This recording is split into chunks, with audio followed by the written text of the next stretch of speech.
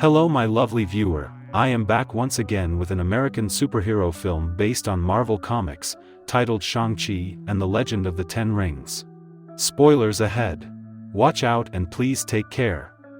As a disclaimer, this video includes my own analysis, commentary, and it's not a substitute of the full movie. Click the link below to watch, buy or rent the movie. The film begins with the mythology of the Ten Rings, a magical set of weapons that may deliver godlike abilities to those who possess them.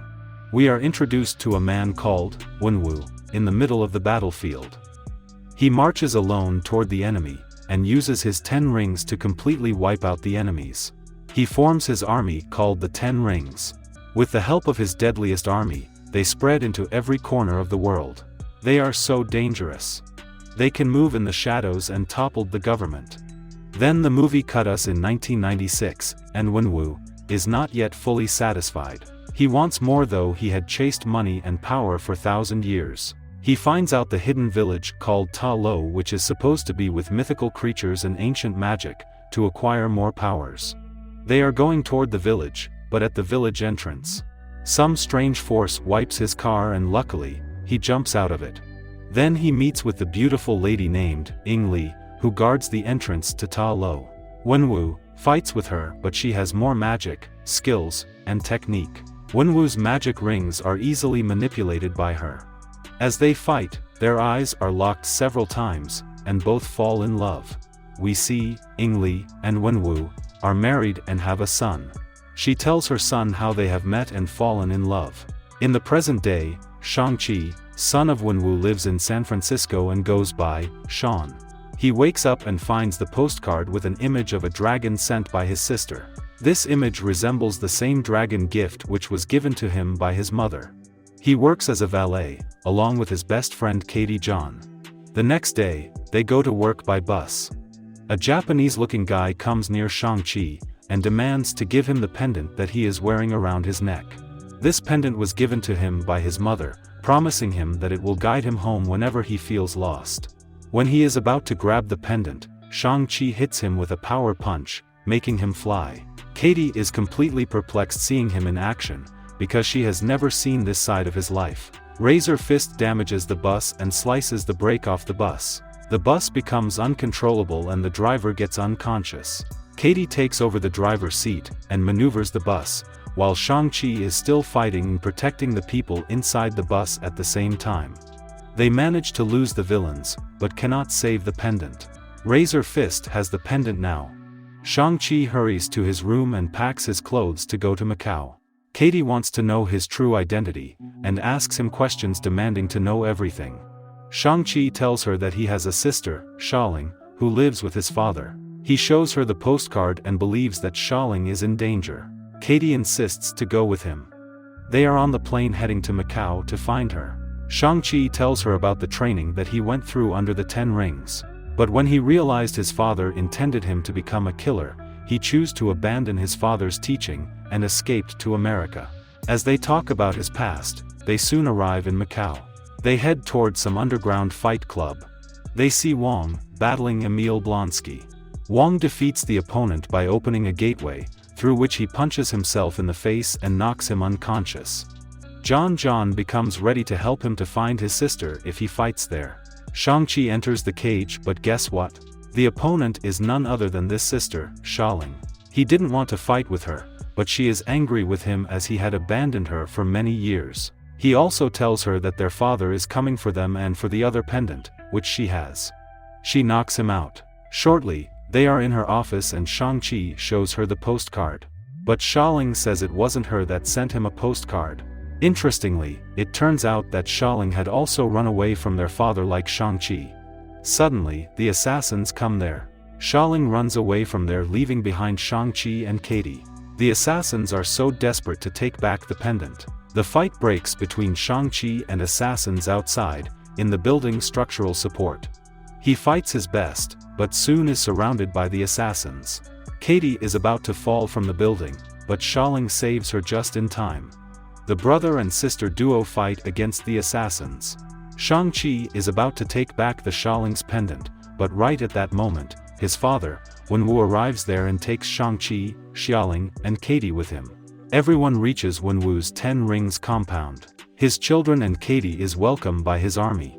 Later that evening, he hosts dinner for everyone, and wants Shang-Chi to take his place, but he says, that is not gonna happen. Wenwu also criticizes the American Mandarin character, who misrepresented him and his company. He discusses about Li and tells them how everything in his life transformed once they met, as well as how heartbroken he felt after she died. He learns about the gate in the mountains of Ta Lo, where he believes Li is trapped, and asks for his help to rescue her. Furthermore, he adds that he can hear her voice calling him out. As we know that he loves his wife, and can turn world upside down to save her. Shortly, he then takes Shang-Chi and Xialing to the room, and puts their pendants in the eyes of the dragon statue.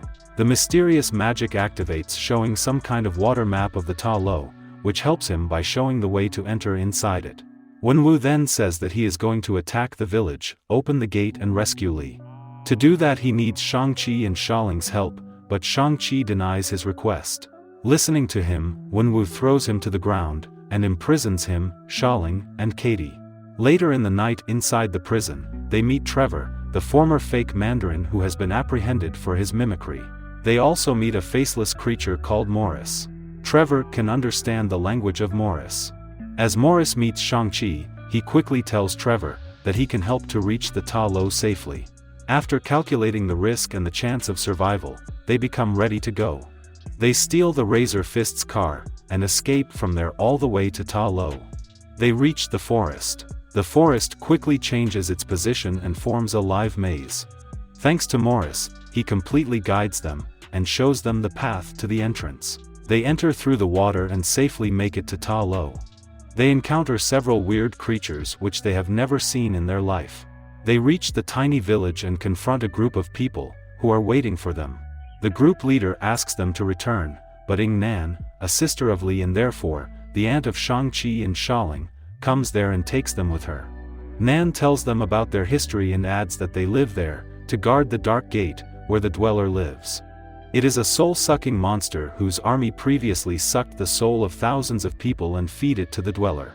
And further adds that before the soul-sucking monster could make their way to the outside world, the warriors of Ta Lo fought back with the help of the Great Protector Dragon, who turned the tide, and together, they becomes able to push the Dweller and his army into the Dark Gate, and imprison them behind the gates.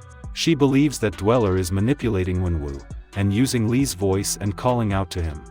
It is also revealed that Li has told Nan, that Shang-Chi and Xialing would find their way there, and so at her request, Nan has prepared a suit, that their mother crafted for them. In the meantime, Katie is practicing archery for the upcoming battle. Shortly, Nan takes Shang-Chi to the site where he practiced his combat skills with her, and trained the way to fight like his mother, as Li was only the person who had defeated Wenwu. Let's cut back with Wenwu. He is going over his research of Ta Lo. A flashback shows where Li is teaching Shang-Chi her skill, but the Iron Gang shows up there to repay the debt as Wenwu had attacked them, and tried to destroy them. She asks the kid to go inside and fight with them. She fights alone with the gang, but it is not enough, and sadly she gets killed by them. In seeking revenge, Wenwu takes young Shang-Chi with him, and made him watch the whole fight, where he used 10 rings to kill the Iron Gang's members. Then he comes near Shang-Chi and tells him that, blood debt has to be paid by blood, and seeks promises from him, to help him to avenge his mother's death. Time passes, and Shang-Chi is a teenager now. Wenwu tells him that he has found Li's killer, the leader of the Iron Gang, and demands him to kill him. He then gets inside the chopper, and kills the gang leader. Then movie cut us to the present. Shang-Chi confesses to Katie, that he lied to her and is no different than his father. He needs to stop all these and tells her that, he must kill his father to prevent him from hurting others, and leaves from there. Meanwhile, Wenwu arrives there with his army. The villages quickly grab the weapon and gather for battle. Shang-Chi, Xialing, and Katie also join the villagers. The fight breaks out. Wenwu walks inside, and Shang-Chi follows him. As he is about to proceed to the Dark Gate, Shang-Chi stops him, but Wenwu is too powerful, and punches him into the water nearby. He then jumps toward the Dark Gate, and starts to punch on the gate, unleashing several soul-sucking monsters. They fly to the village and start to suck the soul. Nan asks for help with the Razor Fist to fight against the monster, but he rejects it. Shortly, demons suck the Death Dealer's souls, causing Razor Fist to agree with Nan to fight against Monster. The numerous monsters suck out more soul of the people as fuel for Dweller's release. In the meantime, Shang-Chi is drowning and lying unconscious. All his memory keeps flashing. Suddenly he gains consciousness and encounters the Great Protector, Dragon, who helps him rise out and return to kill Wenwu. The fight breaks out between father and son. Shang-Chi manages to take control of the ring, but he chooses not to kill Wenwu, to prove he is not a murderer like him. Eventually, the Dweller breaks the wall and becomes able to free itself from the prison. Wenwu finally realizes that the voice he has been hearing was of Dweller. He quickly relinquishes the power of the rings to his son just before Dweller absorbs his soul. Xialing comes riding the dragon to fight against Dweller. The monster then continues to wreak havoc on the village, taking Shang-Chi and Xialing. When she asks Shang-Chi to let her go, so that they don't both die, he refuses and holds on to her. In the meantime, Katie aims for the Dweller's throat with an arrow. Then, Shang-Chi uses the rings to fire blasts at the Dweller while the Great Protector gets a few hits. He throws the rings into the Dweller's chest and attacks him by using his powerful move, which rips the monster apart. The survivors pay tribute to their deceased warriors, including Shang-Chi honoring Wenwu. They light lanterns and send them off across the water. Shang-Chi and Katie return home, and tell John and Sue about their adventure, and they both assume that. Suddenly, Wong comes there opening a portal into the bar in front of everyone, and asks Shang-Chi and Katie to join him for another mission. The two enter the portal and disappear from there. Wait, where is Xialing then? Well, she is back at the Wenwu compound, shutting down all the operations. The movie ends here. Until then, subscribe to watch more videos like this, turn on notifications, and leave a like and comment to support the channel. Thank you for watching, and I will see you soon.